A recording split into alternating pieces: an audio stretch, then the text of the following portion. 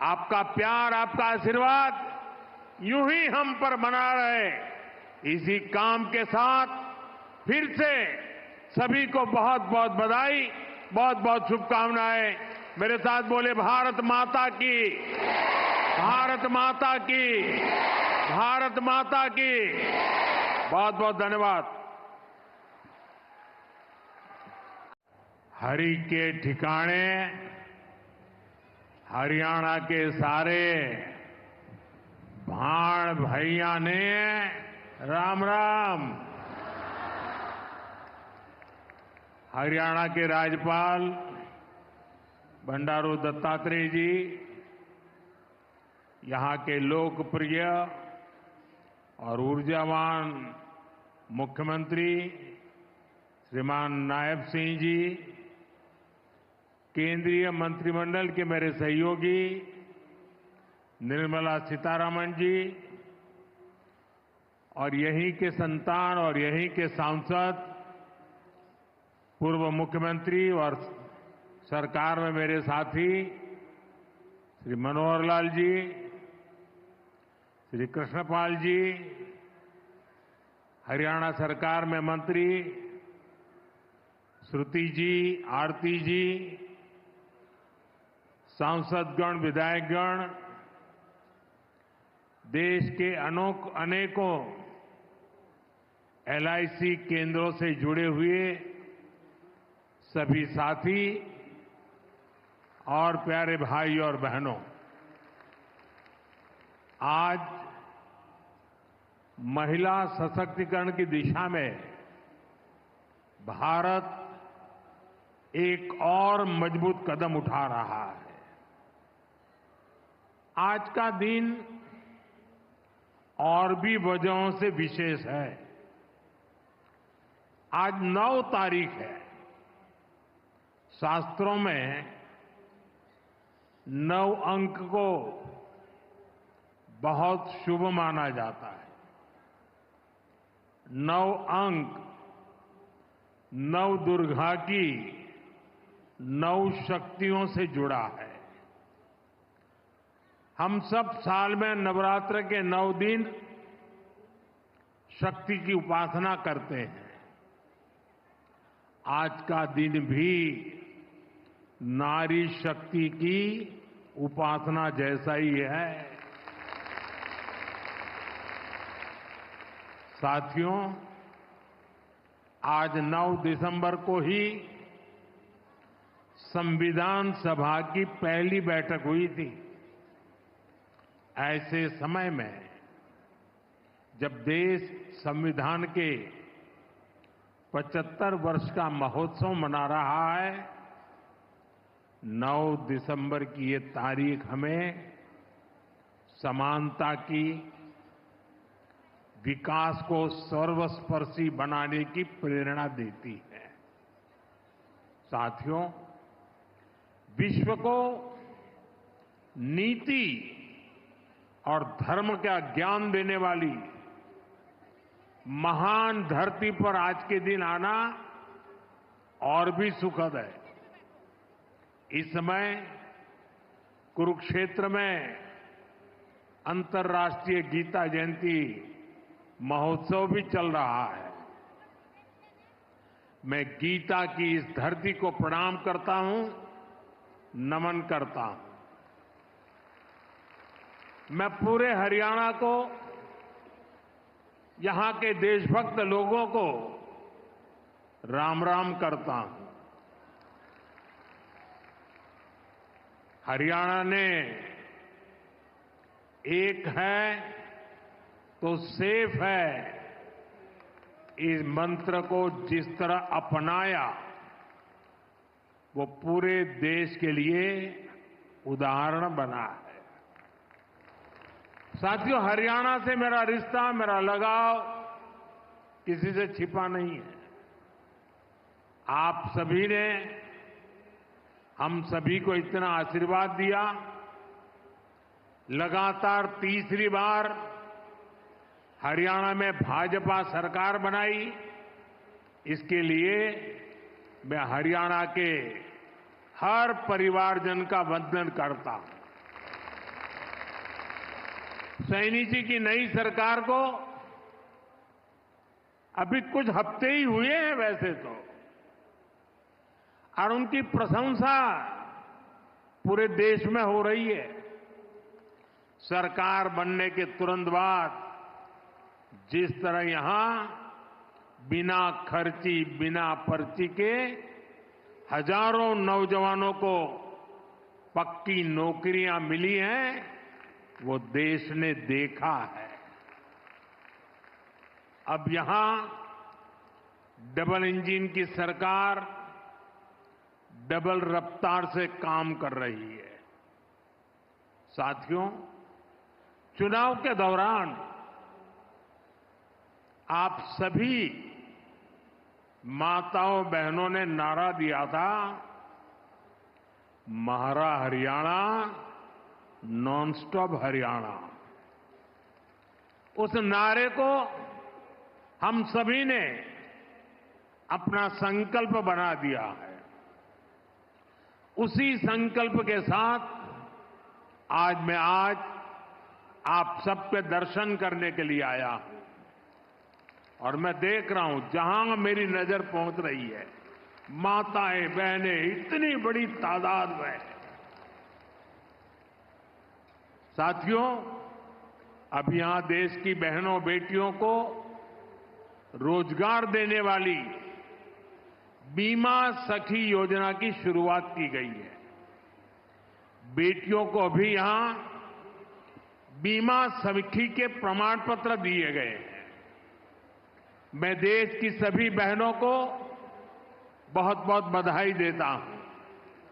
साथियों, कुछ साल पहले मुझे यहां पानीपत से बेटी बचाओ बेटी पढ़ाओ अभियान शुरू करने का सौभाग्य मिला था। इसका सकारात्मक प्रभाव हरियाणा के साथ साथ पूरे देश में हुआ। अकेले हरियाणा में ही बीते दशक में हजारों बेटियों का जीवन बचा है। अब 10 साल बाद इसी पानीपत की धरती से बहनों बेटियों के लिए बीमा सखी योजना का शुभारंभ हुआ है। यानी हमारा पानीपत एक प्रकार से नारी शक्ति की प्रतीक भूमि बन गया है। साथियों, आज भारत साल 2047 तक विकसित होने के संकल्प के साथ चल रहा है।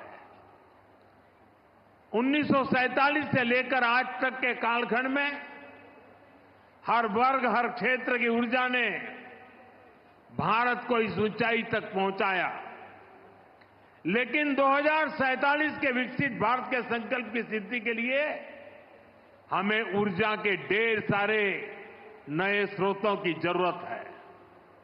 ऊर्जा का ऐसा ही एक स्रोत हमारा पूर्वी भारत है, हमारे भारत का नॉर्थ ईस्ट है, और ऊर्जा का ऐसा ही महत्वपूर्ण स्रोत है हमारे देश की नारी शक्ति, भारत की नारी शक्ति।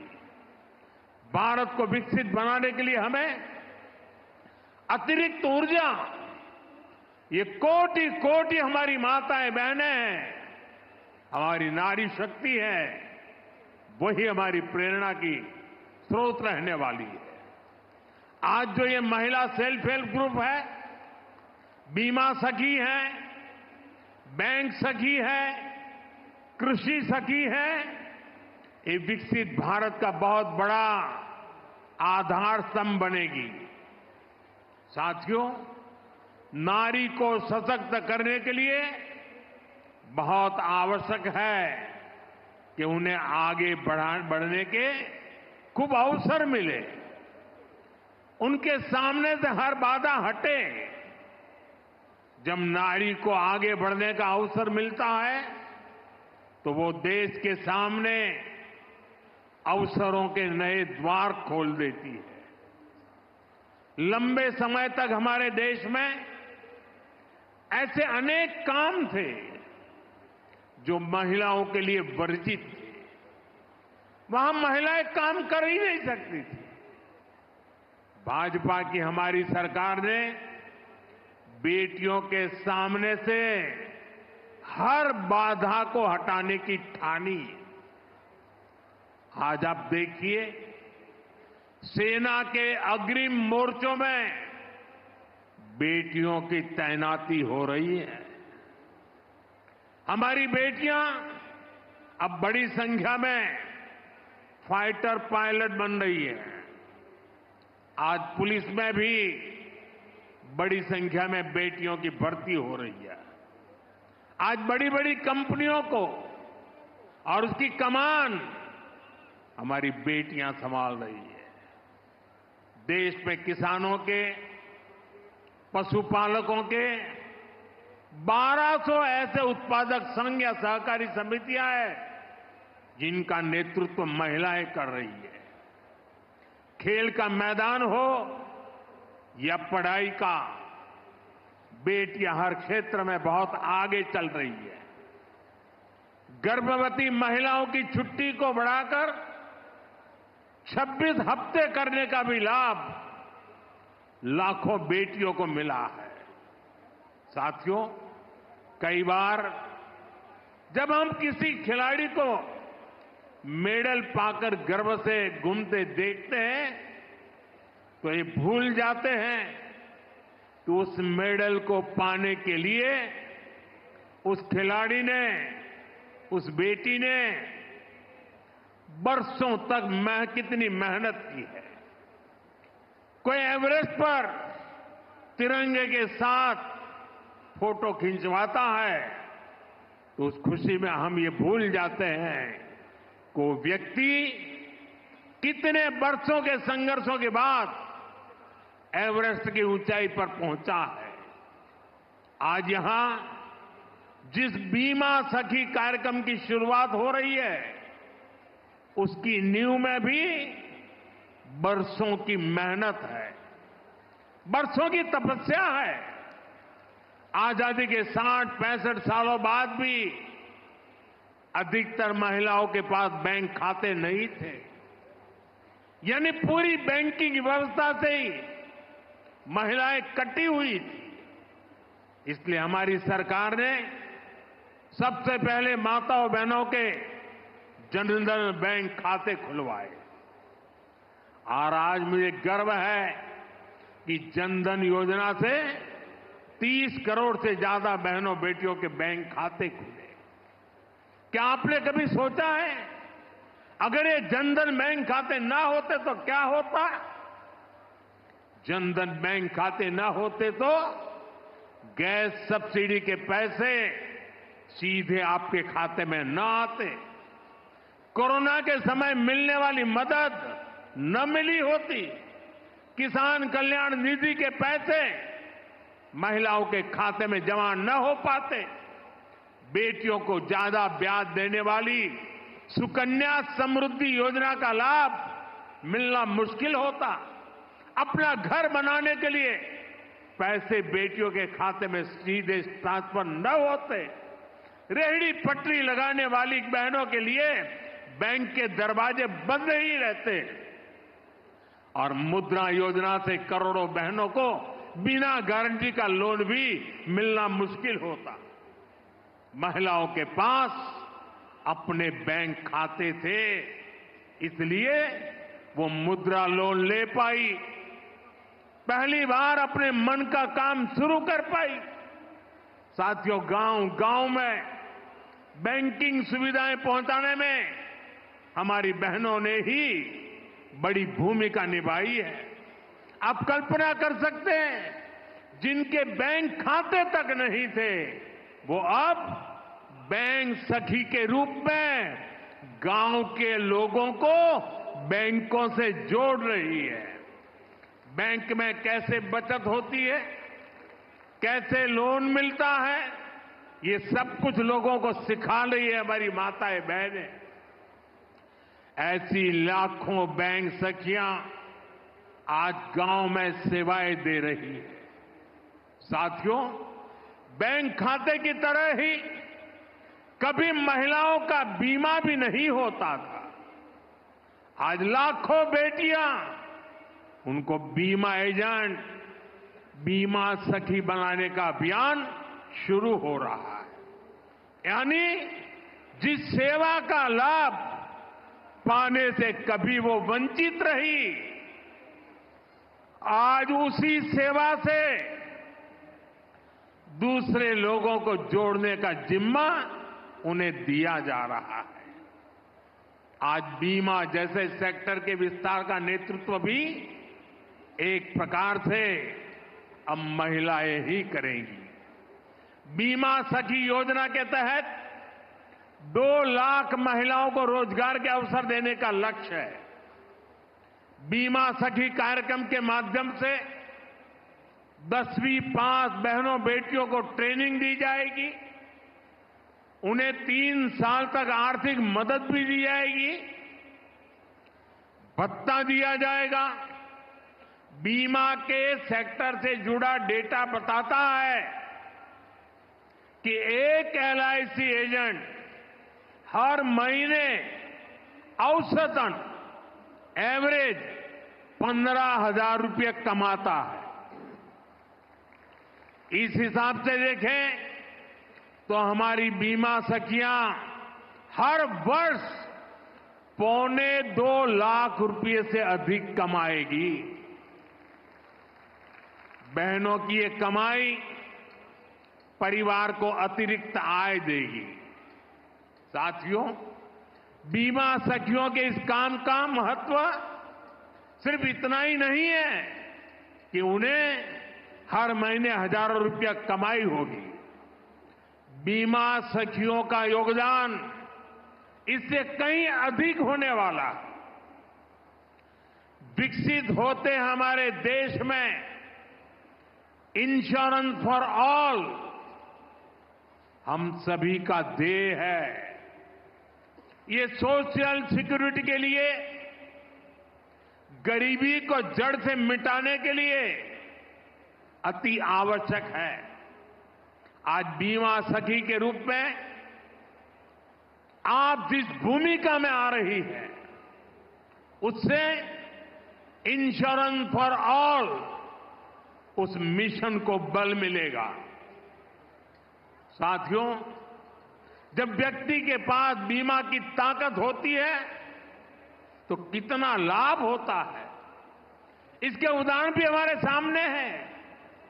सरकार प्रधानमंत्री जीवन ज्योति बीमा और प्रधानमंत्री सुरक्षा बीमा योजनाएं चला रही है।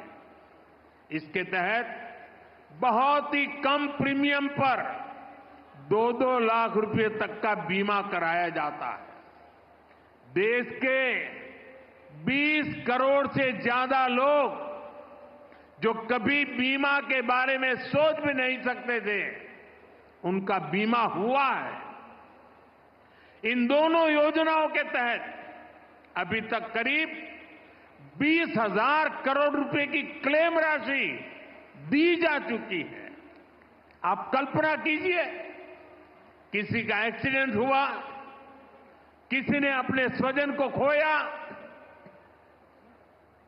उस मुश्किल परिस्थिति में ये 2 लाख रुपए कितने काम आए होंगे। यानी बीमा सखियां देश के अनेक परिवारों को सामाजिक सुरक्षा का कवच देने जा रही है, पुण्य का काम करने जा रही है। साथियों, भारत में पिछले 10 साल में ग्रामीण महिलाओं के लिए जो क्रांतिकारी नीतियां बनी, जो निर्णय लिए हैं, वो वाकई स्टडी का विषय है। बीमा सखी, बैंक सखी, कृषि सखी, पशु सखी, ड्रोन दीदी, लखपति दीदी, ये नाम भले ही बड़े सहज से लगते हो, सामान्य लगते हो, लेकिन ये भारत का भाग्य बदल रहे हैं। खास तौर पर भारत का सेल्फ हेल्प ग्रुप अभियान महिला सशक्तिकरण की ऐसी गाथा है जिसे इतिहास में स्वर्ण अक्षरों में लिखा जाएगा। हमने महिला सेल्फ हेल्प ग्रुप को ग्रामीण अर्थव्यवस्था में परिवर्तन लाने का बड़ा माध्यम बनाया। आज देश भर की 10 करोड़ बहनें सेल्फ हेल्प ग्रुप से जुड़ी हैं। उनसे जुड़कर महिलाओं की कमाई हो रही है। बीते 10 साल में हमने सेल्फ हेल्प ग्रुप की महिलाओं को 8 लाख करोड़ रुपए से ज्यादा की मदद दी है। साथियों, मैं देश भर में सेल्फ हेल्प ग्रुप से जुड़ी बहनों से भी कहूंगा, आपकी भूमिका असाधारण है, आपका योगदान बहुत बड़ा है। आप सभी भारत को दुनिया की तीसरी बड़ी आर्थिक ताकत बनाने के लिए काम कर रही है। इसमें हर समाज, हर वर्ग, हर परिवार की बहनें जुड़ी हैं। इसमें सबको अवसर मिल रहे हैं। यानी सेल्फ हेल्प ग्रुप का ये आंदोलन सामाजिक समरसता को, सामाजिक न्याय को भी सशक्त कर रहा है। हमारे यहां कहा जाता है कि एक बेटी पढ़ती है तो 2 परिवार पढ़ते हैं। वैसे ही सेल्फ हेल्प ग्रुप से सिर्फ एक महिला की आय बढ़ती है, इतना ही नहीं है। इससे एक परिवार का आत्मविश्वास बढ़ता है, पूरे गांव का आत्मविश्वास बढ़ता है। इतना काम, इतना बड़ा काम आप सभी कर रहे हैं। साथियों, मैंने लाल किले से 3 करोड़ लखपति दीदी बनाने की भी घोषणा की है। अभी तक देश भर में 1 करोड़ 15 लाख से अधिक लखपति दीदी बन चुकी है। ये बहनें हर साल 1 लाख रुपए से अधिक की कमाई करने लगी है। सरकार की नमो ड्रोन दीदी योजना से भी लखपति दीदी अभियान को बल मिल रहा है। हरियाणा में तो नमो ड्रोन दीदी की बहुत चर्चा है। हरियाणा चुनाव के दौरान मैंने कुछ बहनों के इंटरव्यू पढ़े थे। उसमें एक बहन ने बताया कि कैसे उसने ड्रोन पायलट की ट्रेनिंग ली, उनके ग्रुप को ड्रोन मिला। उस बहन ने बताया पिछले खरीफ सीजन में उनको ड्रोन से स्प्रे करने का काम मिला। उन्होंने लगभग 800 एकड़ खेती में ड्रोन से स्प्रे दवा का छिड़काव किया। आप जानती हैं उनको इससे कितना पैसा मिला? इससे उनको 3 लाख रुपए की कमाई हुई। यानी एक सीजन में ही लाखों की कमाई हो रही है। इस योजना से ही खेती और बहनों का जीवन दोनों बदल रहा है। साथियों, आज देश में आधुनिक खेती, प्राकृतिक खेती, नेचुरल फार्मिंग, इसके बारे में जागरूकता बढ़ाने के लिए हजारों कृषि सखियों को ट्रेनिंग दी जा रही है।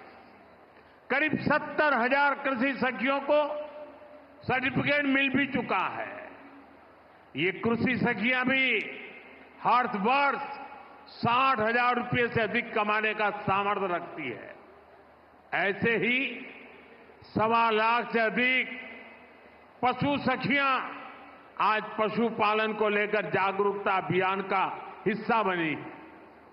कृषि सखी, पशु सखी, ये भी सिर्फ रोजगार का माध्यम नहीं है, आप सभी मानवता की भी बहुत बड़ी सेवा कर रही है।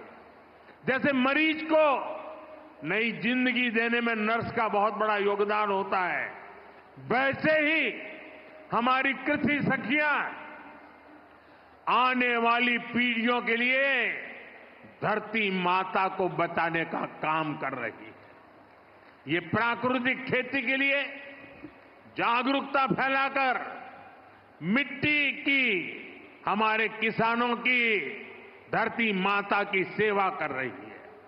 इसी प्रकार हमारी पशु सखियां भी पशुओं की सेवा से मानव सेवा का बहुत पुण्य काम कमा रही है।